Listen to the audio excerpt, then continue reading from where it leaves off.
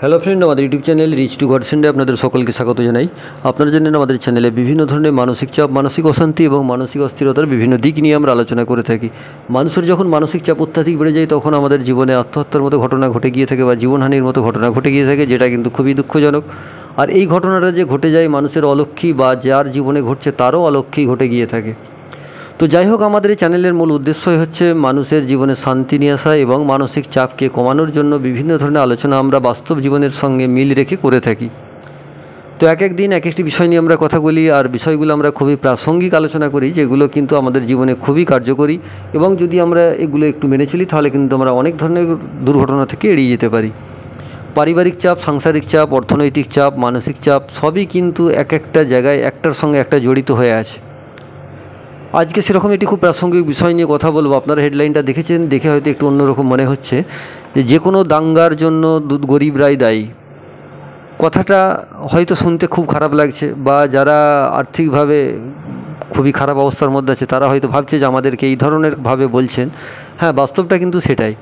আপনারা যদি প্রত্যক্ষভাবে এবং পরোক্ষভাবে দেখে থাকেন, বিভিন্ন দেশে, পৃথিবীর বিভিন্ন জায়গাতে যত ধরনের দাঙ্গা হয়, সেই দাঙ্গাগুলো যদি লক্ষ্য করে দেখেন, যখন দাঙ্গাটা ঘটছে অর্থাৎ মানুষে মানুষে মারামারি হচ্ছে, কোনো সম্প্রদায় কোনো সম্প্রদায়ের উপরে ঝাঁপিয়ে পড়ছে, তাদেরকে মেরে ফেলছে, প্রকাশ্যে খুনোখুনি হচ্ছে, গুলিগোলা চলছে এবং সেখানে দেখছেন রক্ত ঝরছে, কেউ কাউকে একদম কুপিয়ে খুন করে ফেলছে, এই ধরনের যে একদম নৃশংস ঘটনা ঘটছে, এই ঘটনাটা ঘটাচ্ছে কেউ, আর যার বাস্তব রূপ দিচ্ছে সেটা আরেকজন।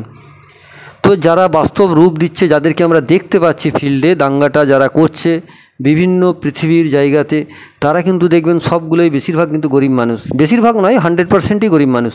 আপনি কোনো দিন কোনো দাঙ্গার মধ্যে কোনো দিন দেখেছেন কি একজন কোটিপতি লোককে বা একজন বিরাট বড় নেতাকে বা একজন মন্ত্রীকে সে দাঙ্গার মধ্যে দাঁড়িয়ে সে হাতে লাঠি নিয়ে বা হাতে ছোরা নিয়ে বা বন্দুক নিয়ে দাঙ্গা বাঁধাচ্ছে বা কারো ঘর পোড়াচ্ছে, কোথাও ধর্মস্থান ভাঙা হচ্ছে, বা কোথাও দেখা যাচ্ছে কাউকে ধরে পেটানো হচ্ছে?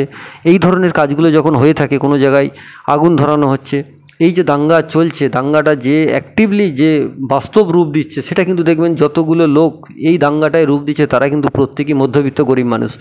আপনি দাঙ্গাটা যারা করছে সেই যদি ভিডিও দেখেন, বা আপনি যদি সেখানে কোনো প্রত্যক্ষদর্শী হয়ে থাকেন, কোনো দিন দেখতে পাবেন না সেই দাঙ্গার মধ্যে কোনো একজন কোটিপতি বা কোনো একজন ভিআইপি মানুষ আছেন, বা কোনো একজন বড় লোক আছেন, ধনী ব্যক্তি আছেন, বা কোনো একজন বড় নেতা আছেন, কাউকে কিন্তু দেখতে পাবেন না। সবগুলোই কিন্তু আছে গরিব মানুষ। তো এবার আমার যেটা আজকে আলোচনার বিষয়, এই যে দাঙ্গা এত ঘটছে পৃথিবীর বিভিন্ন জায়গাতে, সেখানে যদি এই গরিব মানুষগুলো অংশগ্রহণ না করে তাহলে কিন্তু দাঙ্গাটা হবে না। আপনি বলুন, যেখানে দাঙ্গাটা হচ্ছে সেখানে যদি এই গরিব মানুষগুলো বা এই মধ্যবিত্ত মানুষগুলো যদি না যায়, যারা ফিল্ডে কাজ করছে, তাহলে কি দাঙ্গাটা সংগঠিত হবে? কোনো দিন দেখবেন কোনো ধনী ব্যক্তি বা কোনো বড় মন্ত্রী বা কোনো বড় নেতা সে কোনো দিন লাঠি হাতে বা অস্ত্র হাতে যে এই ধরনের দাঙ্গা অনুষ্ঠিত করবে না। তাহলে করবে কারা? এই গরিব মানুষ, মধ্যবিত্ত। তাহলে এদের যে এত যেটাকে বলা হয় ইন্ধন, বা যাদের মধ্যে এত ধরনের যে সঞ্চার হচ্ছে, ক্ষমতার সঞ্চার হচ্ছে, বা এত অনুপ্রেরণা এসে যাচ্ছে এই দাঙ্গা ঘটানোর জন্য, সমাজে যে পরিস্থিতিগুলোকে তৈরি করার জন্য।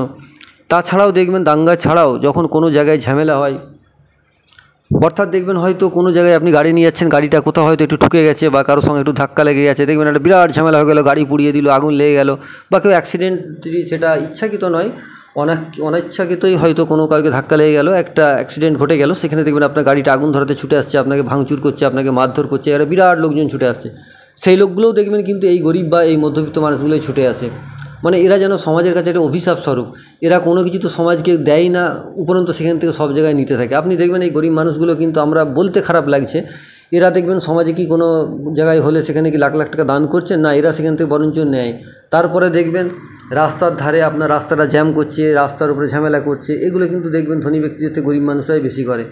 তো কথাগুলো আপনাদের শুনতে খারাপ লাগলো, আমি আপনাদের কাছে ক্ষমা চেয়ে নিচ্ছি। কিন্তু আপনারা এটা মাথায় রাখবেন, আপনারা যারা গরিব মানুষ আছেন, মধ্যবিত্ত মানুষ আছেন, আপনারা যদি এই অংশগ্রহণটা বাদ দেন, যে কোনো ধনী ব্যক্তি আসে না, কোনো নেতা মন্ত্রী আসে না, তো আমি কেন লাঠি ধরে মারপিট করতে যাব? আমার কি একার ঠেকা পড়ে গেছে? তো আপনি যদি এইটা মাথায় নেন তাহলে কিন্তু সমাজটা পরিষ্কার হয়ে যাবে, সমাজ থেকে দাঙ্গা উঠে যাবে। তো আপনার মতো দরিদ্র এই মধ্যবিত্ত মানুষগুলো যদি মাথা থেকে একবার এটা ভেবে নেয় যে আমি এই অংশগ্রহণ করব না দাঙ্গায়, বা আমার কিচ্ছু দায় এসে যায় না, তাহলেই কিন্তু দেখবেন সমাজ থেকে দাঙ্গা উঠে যাবে, ঝামেলা মারধর উঠে যাবে। এই যে যত ধরনের দাঙ্গা যে মানে বাস্তব রূপ দিয়ে এই অনুষ্ঠিত করছে এই গরিব মানুষ আর এই মধ্যবিত্ত মানুষ, তো এরাই কিন্তু অ্যাকচুয়াল দায়ী। এবং এরা দেখবেন উপরওয়ালার অভিশাপে পড়ে যায়। উপরওয়ালার অভিশাপ পেয়ে পেয়ে এরা কিন্তু দেখবেন গরিব, আরও গরিব হয়ে যায় এবং যে অবস্থার মধ্যে দিয়ে কাটায় তারা খুবই খারাপ অবস্থার মধ্যে কাটায়। এর জন্য দায়ী কিন্তু এরাই। আমরা হয়তো ভাবি যে উপরওয়ালা কেন এই গরিব মানুষগুলোকে এত শাস্তি দিচ্ছে, এত কষ্ট দিচ্ছে। না, এটা তাদের প্রাপ্য। যখন সে দাঙ্গা অনুষ্ঠিত করতে ছুটছে, মানুষকে খুন করছে, মানুষের ঘরবাড়ি জ্বালিয়ে দিচ্ছে, তো তার ফলস্বরূপ উপরওয়ালা তাকে কী দেবে? একজন ধনী ব্যক্তি তো কিছু দান ধ্যান করেন, কিন্তু উনি তো দান ধ্যান তো করেনই না, উপরন্তু ঝামেলা পাকান সমাজে। সেটা কারা করেন আপনারা বাস্তব মিলিয়ে দেখে নেবেন। তো এই ধরনের যদি ক্রিয়াকর্ম করে থাকে তা উপরওয়ালা কি সন্তুষ্ট হয়ে তাকে দেবে? বিষয়টা ভাববেন, আপনারা চলার পথে একটু মেনে চলবেন, তাহলেই সমাজে শান্তি ফিরে আসবে। সকলকে ধন্যবাদ জানিয়ে আজ আমরা এখানে শেষ করছি।